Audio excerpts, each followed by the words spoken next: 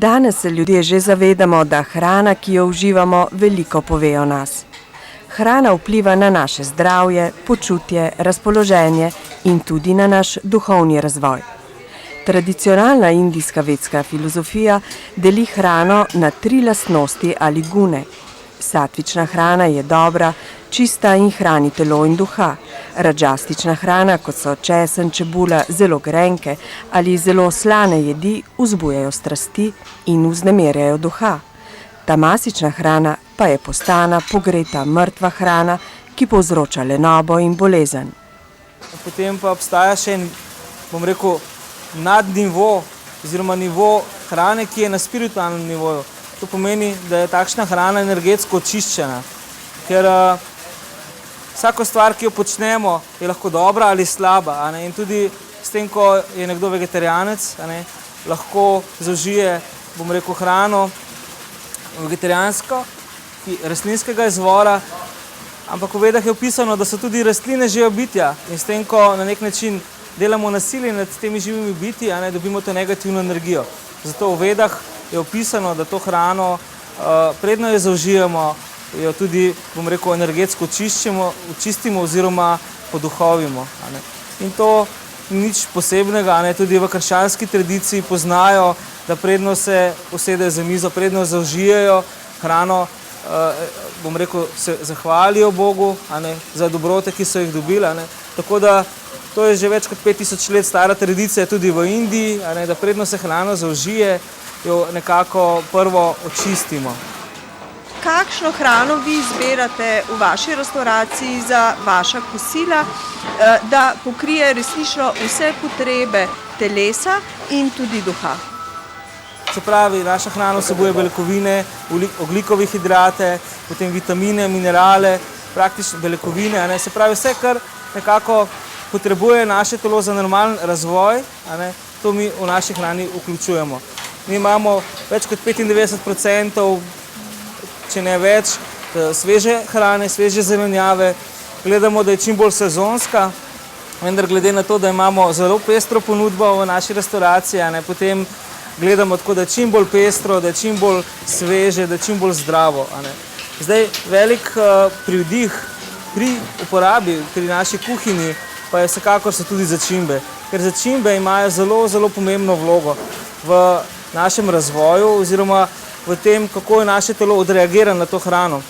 Ker preko gija, to je očiščeno maslo, maščoba, ko se termično obdelajo začimbe, te začimbe sprostijo eterična olja in ki se potem, ko mi jemo hrano, sprostijo v naše telo in imajo funkcijo čiščenja. Se pravi, pripravijo naše telo in ga ščitijo pred raznimi boleznimi.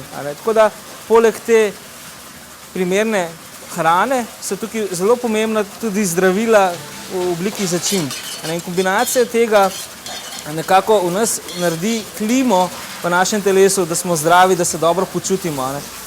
Začel sem pa s temi 3 nivoji, ko hrano v bistvu imamo 3 nivoje. Fizični nivo, ko je hrana, nam daje občutek sitosti. Ne glede na to, kakšno hrano pojemo, mi dobimo ta občutek sitosti, ker se dovolj najemo, ko je želodec poln, potem občutimo sitost. Potem drugi nivo je subtilni nivo, kako je hrana pripravljena. To je zelo pomembno. Danes ljudje mogoče niti ne dajo prevelikega poudarka na to, ampak zelo pomembno, a je hrana pripravljena v kuhinji, kjer je neka sloga, kjer je neko lepo razpoloženje, ali pa je vedno neka napetost, neko trenje, neke, take vibracije, ki so zelo težke, tako za delavca, kot tudi za gosta, ki poje takšno hrano.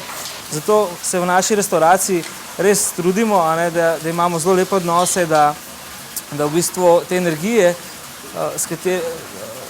pri pripravi hrane, kuharji, ko pripravljajo hrano, da so zadovoljni, da so, srečni in da radi upravljajo delo. Tako da probamo vzpostaviti takšne pogoje dela, da je to, ne rabi biti nekaj umetnega, ampak je spontano. In potem na takšen način, ko je hrana pripravljena na takšen način, potem ta pozitivna energija ostane v hrani in gosti, ki zaužijajo to hrano, čutijo neko lahkoto, neko radost, neko zadovoljstvo.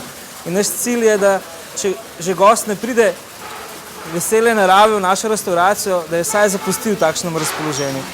Poudarili ste pa tudi razpoloženje ob uživanju hrane. Današnji svet je hiter svet, jemo hitro, jemo tudi takrat, ko nimamo časa. Zakaj je tako zelo pomembno, da si vendarle tudi za hrano vzamemo čas? Absolutno, saj, če pogledamo, kakšno gorivo pa točimo v naš avto. A nam je vseeno, da uporabljamo bencin, ki je slabše kakovosti, ali si prizadevamo, da imamo čim boljši bencin. Se pravi, tisto, kar mi zaužijemo, ima zelo velik pomen, kako se bomo mi potem počutili. Ker hrana je gorivo, ki nas poganja, ki nam daje energijo, da ustvarjamo. In to je mogoče na tem fizičnem nivoju nam da fizično energijo. Ampak hrana vsebuje tudi subtilno energijo, se pravi počutje. In če zaužijemo hrano, ki je bila lepo pripravljena, potem tudi na tem subtilnem nivoju bomo imeli to ustvarjalno energijo.